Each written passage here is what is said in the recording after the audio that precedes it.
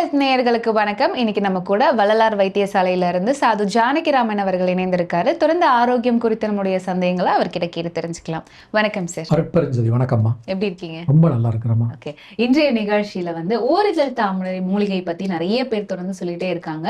முதல்ல இந்த ஓரிதழ் தாமரை அப்படின்னா என்ன, இதனுடைய பயன்கள் என்னெல்லாம் இருக்கு? ஆனா பொதுவாகவே இது ஆண்களுக்கு தான் ரொம்ப சிறந்தது அப்படின்னு சொல்றாங்க. இதை பெண்களும் பயன்படுத்தலாமா? அதை பத்தி ஒரு விளக்கம் கொடுங்க சார். ரொம்ப நல்லதுமா. இந்த ஓரிதழ் தாமரை அப்படின்ற வார்த்தையே எனக்கு தெரிஞ்ச ஒரு 90% மக்களுக்கு இது ஒரு புதுசாக தான் இருக்கும்.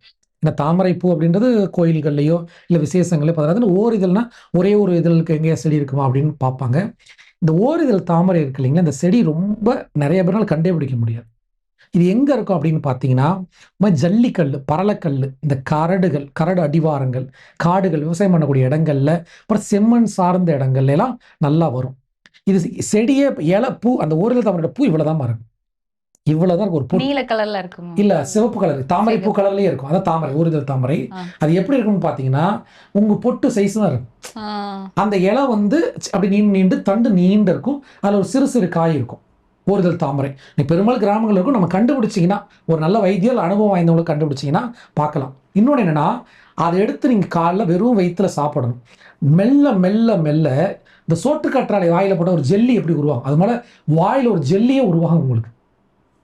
இது நாங்களாம் தெரியும். எங்கள் நடந்து போகும்போது நல்லா பார்த்தீங்கன்னா, எங்கே கிடச்சாலும் நின்று நான் என்ன பண்ணுவேன்னா, அது நல்லா அலசிட்டு, மண்ணாக இருக்கும், அலசிட்டு நல்லா மெல்லணும். எவ்வளோ கொள்ள முடியுமோ ஒரு 30-50 இடம் மென்று சாப்பிட்டீங்கன்னா வயிறு புண்ணாத்தும். இப்போ இந்த ஓரிதழ் தாமரைனால என்ன பண்ணிடுவாங்கன்னா, இந்த ஆண்மை குறைவை நீக்கும், ஆண்மைக்கு நல்லது, இதை பற்றி மட்டுமே தான் பேசிட்டு இருக்காங்க. ஆக்சுவலி இது பல விஷயத்த பண்ணும். இது வாயில போட்டு மெல்ல மெல்ல மெல்ல குளிர்ச்சி, உங்களோட தொண்டை புண்ணு, குடல் புண்ணு எல்லாத்தையுமே ஆற்றக்கூடியது. அடுத்தபடியே உடல் உஷ்ணத்தை சமன் செய்யக்கூடியது. இப்ப பெரும்பாலும் தெரியாது, எனக்கு ஓரிதழ் தாமரை பார்த்ததுல பொடியா பயன்படுத்தலாம். ஆனால் தாராளமாக ஓரிதழ் தாமரை சூரணமும் கிடைக்குது, லேகியமும் இன்னைக்கு கிடைக்குது. நல்ல கம்பெனில நல்ல பிராண்டெல்லாம் ஓரிதழ் தாமரை முறையாக சுத்தி செய்து சூரணம் கொடுக்குறாங்க. இது எப்படி பயன்படுத்தலாம் அப்படின்னா, பசும்பால், இளம் சுடுல பசும்பால் எடுத்து நம்ம ஒரு டம்ளர் டீஸ்பூன் ஒரு சின்ன அளவு போட்டு கொஞ்சம் பாலை விட்டு கலக்கிடுங்க. ஏன்னா அப்படியே அடிச்சிங்கன்னா கட்டி சேர்ந்துடும். அப்புறம் கொஞ்சம் கொஞ்சமாக ஆத்த இந்த பாலே ஒரு ஜெல்லி மாதிரி ஆயிரும். கொல ஏற்கனவே பால் திக்கா இருக்கும், இன்னும் ஆத்த திக்கா வரும். அதை சுட சுட இளம் சூடோட சாப்பிட்டு வர உங்களுடைய அந்த உயிர் அணுக்கள் அந்த உஷ்ணம் குறையும். நான் ஏற்கனவே சொன்ன மாதிரி ஆணோ பெண்ணோ அந்த ஜீவசத்து பிரச்சனை வர்றது காரணம்னா உடல் அதிகமான உஷ்ணம். ஸோ எண்ணெய் குளியலும் நீங்க செய்யணும், உணவுலை கட்டுப்பாடு வேணும். அதே போல உங்களுக்கு நல்ல குளிர்ச்சி தரக்கூடிய உணவுகளை எடுத்துக்கணும். இந்த ஓரிதழ் தாமரையை பச்சையை கிடைச்சா நீங்க நல்லா மென்று சாப்பிடலாம். அடுத்து சூரணமா கிடைச்சதுன்னா நல்லா பால் ஆத்தி சாப்பிடலாம். சில வைத்தியர்கள் அதை முறைய லேகியமாகவும் பயன்படுத்துறாங்க. ஸோ ஒரு நெல்லிக்கனி அளவு எடுத்து நல்லா வாயில போட்டு உமிழ்நீரோட அது லேகியமாகவும் சாப்பிட்டு பசும்பால் எடுத்துக்கொள்ளலாம். இது பச்சை இலை சாப்பிடும்போது அதனுடைய டேஸ்ட் எப்படி சார் இருக்கும்? டேஸ்ட்லெஸ் தான், அது டேஸ்ட்லெஸ் இருக்கு. ஆனால் வாய் முழுக்க ஒரு வெண்டைக்காயை சாப்பிட்டா எப்படி இருக்கும் அந்த மாதிரி கொலன்னு ஆயிரும். டேஸ்ட்லெஸ், ஆனால் வெண்டைக்காயை சாப்பிட்ட மாதிரி ஆயிரும். அடுத்தபடியே இது பெரும்பாலான வைத்தியர்களும் சரி, மக்கள் நினைச்சுக்கிறது இது ஆண்களுக்கான பிரச்சனைக்கானது கிடையாது, பெண்களுக்கான பெரும்பாடுன்னு சொல்லுவாங்க. அது பெரும்பாடு, அதனால அது பெரும்பாடுன்னே சொன்னாங்க. ஸோ அவ்வளோ உடம்பு உருக்கி எடுத்துரும். ஸோ ஆண் பெண் இருவருக்கும் உஷ்ண சம்பந்தமான அந்த பிரச்சனைகளை தீர்க்கக்கூடியதுல இந்த ஓரிதழ் தாமரை அற்புதமான ஒரு மூலிகை. அது ஓகே. சோ பெரும்பாடுனா ஒயிட் டிஸ்சார்ஜ் தான் பெரும்பாடுன்னு சொல்லுவாங்க. ஸோ அதுக்குமே இது சால சிறந்த மருந்து. ஆண் பெண் அனைவருமே சமமா எடுத்துக்கலாம். சூரணம், நல்ல சூரணம் நல்ல கம்பெனியில வாங்கி நல்லா ஆத்தி சாப்பிடுங்க.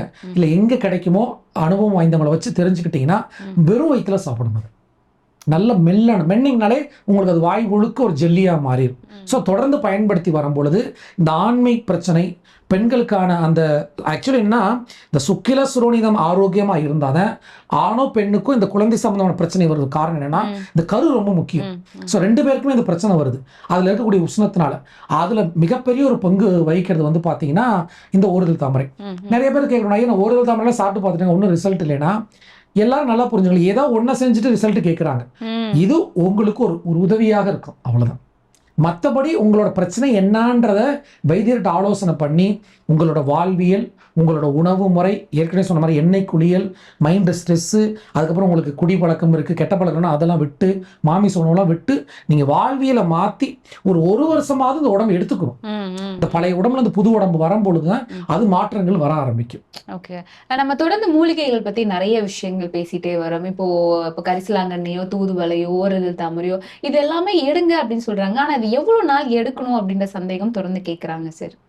எந்த மூலிகை, எந்த மருத்துவமா இருந்தாலுமே 48 நாட்கள் ஒரு மண்டலம்னு சொல்லுவாங்க.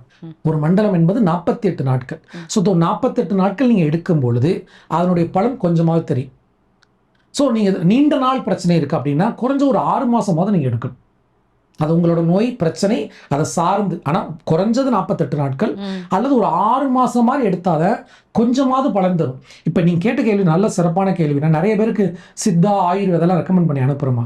இவங்க எல்லாருக்கும் என்ன பிரச்சனை அப்படின்னா, இன்னைக்கு போய் நாளைக்கு காலை நீ சரியாயிடணும் சார், அங்கே கடையில் தலைவலி மாத்திரை போட்டு உடனே தலைவலி ஆகுது, நீங்கள் என்ன சித்தா ஆயுர்வேதில் போட்டு ஒன்றுமே இல்லைன்றாங்க.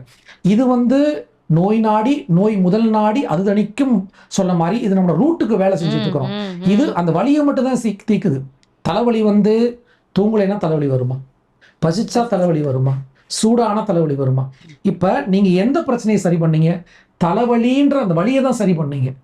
அதுபோல் நம்ம சித்தாவோ ஆயுர்வேதாவோ டேக் டைம், நிறைய காலம் எடுக்கும். ஏன்னா உங்களோட அனாட்டமி மாறி, உடம்பு மாறி, புது உடம்பா மாறணும். ஆனால் நிரந்தர தீர்வு, இது தற்காலிக தீர்வு. அப்போ இந்த சித்தவல ஆயுர்வேதத்தில் நீங்கள் யாராக இருந்தாலும் பொறுமை ரொம்ப வேணும், அதை புரிதல் வேணும். இந்த புரிதல் இல்லைன்னா என்ன பண்ணுவோம்? நானும் நிறைய பேருக்கு சொல்லிக்கிறேன், சார் நான் போயெல்லாம் ட்ரை பண்ணிட்டாங்க, ஒன்றும் வேலை செய்யலைங்க. அப்போ எதுவுமே வேலை செய்யலைன்னா அப்புறம் என்ன பண்ணுறது? நீங்கள் எதுக்கு எடுத்தாலும் ரசாயனத்தை நோக்கி நீங்கள் பயணிப்பீங்க அப்படின்னா உடம்புல நிறைய சைட் எஃபெக்ட் வரும். ஸோ அதனாலுமே நீண்ட பயணம் தேவை.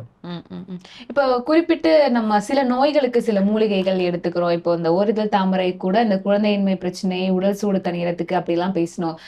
இந்த பிரச்சனை இருக்கிறவங்க மட்டும்தான் எடுத்துக்கணுமா அப்படின்ற சந்தேகமும் நிறைய பேர் கேட்கறாங்க. இப்போ நாங்க நல்லா இருக்கோம், ஆரோக்கியமா இருக்கணும்னு நினைக்கிறோம், இதற்கான மூலிகைகள் ஏதாவது இருக்கா அப்படின்னு கேட்கறாங்க சார். ஓரிதழ் தாமரை நல்லா புரிஞ்சுங்க, நோய் இல்லாம யாருமே கிடையாது. இப்போ நோயின்னா என்ன நினைக்கிறாங்களா, என்னைக்கே எனக்கு ஒரு பிரச்சனை வந்தாதான் நோயின்னு கிடையாது.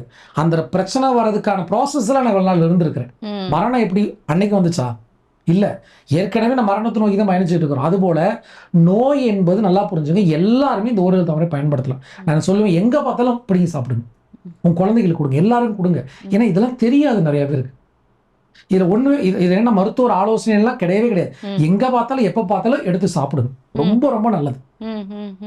அதில் இந்த ஓரிதழ் தாமரை ஒரு அற்புதமான மொழி. இப்போ நீங்கள் பறிச்சுட்டு போகிறீங்க, செம்பருத்தி பறித்து வாயில போடுறேன் இல்லைங்களா, இந்த மருத்துவ ஒரு ஆலோசனை கேட்குறமா என்ன, அதுபோல் எங்கே கிடைச்சாலும் பயன்படுத்துங்க. நோய் இருந்தால் இன்னும் உங்களுக்கு பலன் அளிக்கும். ஸோ இது அதிகமாக சாப்பிட்றதுனால வேற எதுவும் பிரச்சனையா? நம்ம அதிகமாகவும் உங்களுக்கு முதல் கிடைக்காதுமா. இதில் என்ன விஷயம்னா, நீங்கள் அதிகமாக எவ்வளோ கிடைச்சிரும், 1/2 கிலோ 1 கிலோ அப்படிலாம் கிடைக்காது. எங்கேயோ 4 செடி கிடைக்கும், ஒரு கைப்பிடி கிடைச்சா உங்களுக்கு பெரிய வசத்தின்னு சொல்லுவேன் நான். சூரணமாக பயன்படுத்தும் போது ஒரு 48 நாள் பயன்படுத்துங்க, மறுபடியும் ஒரு இடைவெளி விடுங்க, மறுபடியும் ஒரு 48 நாள் பயன்படுத்துங்க.